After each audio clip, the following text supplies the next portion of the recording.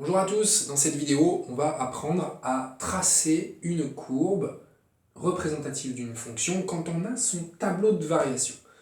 Donc on est lancé, vous avez un tableau de variation relatif à une fonction petit f, et puis la consigne, c'est donner un exemple de courbe représentative qui est en accord avec ce tableau de variation. Alors un exemple, une courbe, parce qu'en fait il n'y en a pas une seule, il n'y a pas qu'une seule façon de représenter la courbe d'une telle fonction. Certes, on a pas mal d'informations dans un tableau, mais ça ne rend pas cette fonction unique, on va le voir précisément. Alors déjà, quand on veut représenter une fonction, sa représentation graphique, on a besoin d'un repère, bien sûr. Alors soit il est déjà donné, vous travaillez sur une feuille où il y a déjà un repère pré-rempli, soit c'est à vous de le construire. Alors on va bien sûr prendre un repère orthonormé pour faciliter les choses. Voilà, repère orthonormé, puis vous avez donc l'unité, 1, 2, 3, 4, etc. Voilà, -1, -2, -3, axe des abscisses, 1, 2, 3, 4, 5, -1, -2, -3, etc. Voilà. Qu'est-ce qu'il est essentiel de faire en priorité quand on a un tableau de variation? Première chose, je dirais bien analyser le domaine de définition. Le domaine de définition, ici on le voit bien, c'est l'intervalle -3, 6 pour cette fonction.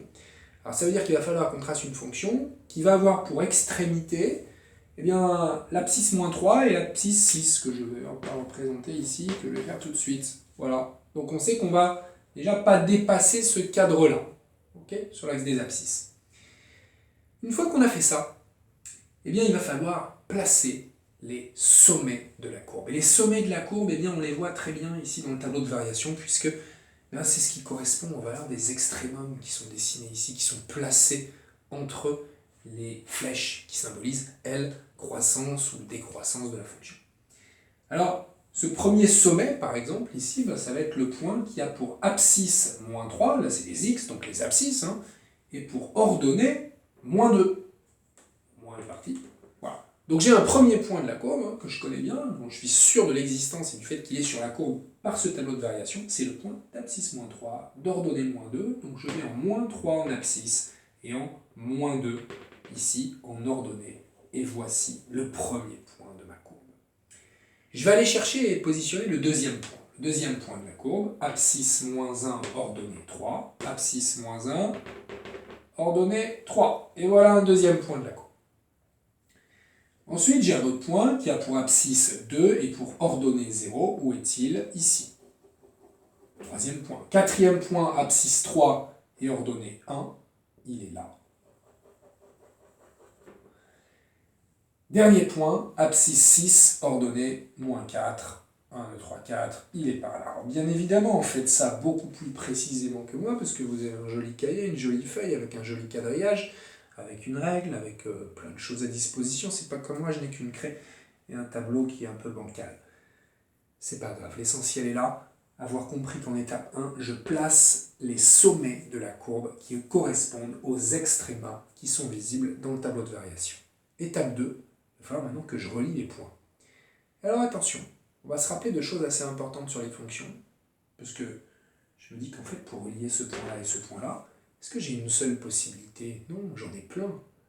J'aurais par exemple la ligne droite, mais je peux aussi proposer une petite courbure pour cette courbe, qui peut être courbe, comme son nom l'indique. Là, je suis assez libre. Par contre, il faut que je respecte quelque chose de très important sur les fonctions. Rappelez-vous, pour tracer la courbe représentative d'une fonction, on n'a pas le droit de faire un rebroussement, c'est-à-dire d'un retour en arrière. Par exemple, pour passer de ce point à ce point, je ne pourrais pas faire ça. Parce que ce ne serait plus une fonction, ça ne respecterait plus l'unicité de l'image. Quand il y a un antécédent, il y a une seule image, et là, pour cet antécédent, par exemple, il y aurait plusieurs images, donc ça c'est interdit. Ok. Première chose importante. Deuxième chose importante, il faut respecter, bien sûr, les variations de la fonction. Là, on voit que sur l'intervalle -3, -1, cette fonction f, elle est strictement croissante. Donc il ne faut pas que je m'amuse à faire des changements de variation. Ici, je n'ai pas le droit de faire des vagues. Il me faut une fonction croissante, donc il faut que ça monte, que ça n'arrête pas de monter. Et j'insiste sur le strictement, puisque ces flèches signifient strictement croissante. Donc il ne faut pas que je fasse de la croissance et puis un palier. J'ai pas le droit au palier. Cette flèche strictement croissante, ça n'arrête jamais de monter. Donc trouvez-moi une façon de relier ces deux points en n'arrêtant jamais de monter. Et vous avez le choix pour faire une jolie petite courbure comme ça. Voilà. Ensuite, il faut que je relie ce point et ce point avec l'information que la fonction elle est strictement décroissante. Bon, il faut que je descende, alors c'est joli de faire une jolie courbure ici au niveau de ce point-là. Vous verrez ça plus tard, ça porte un nom. Voilà. Et je relie mon deuxième point. Et puis, quand je suis arrivé là, il faut que je remonte, c'est strictement croissant jusqu'à ce point-là, 3, 1, donc je vais remonter, et voilà. Et puis enfin, sur l'intervalle 3, 6, ma fonction est strictement décroissante. Je dois rejoindre ce point, donc je vais rejoindre ce point, pas de problème. Et ça n'est pas, encore une fois, la seule possibilité pour tracer une courbe représentative qui respecte ce tableau de variation, puisque j'aurais pu faire une courbure ici, comme ceci. Voilà, c'est quelque chose où vous verrez qui s'appelle convexe.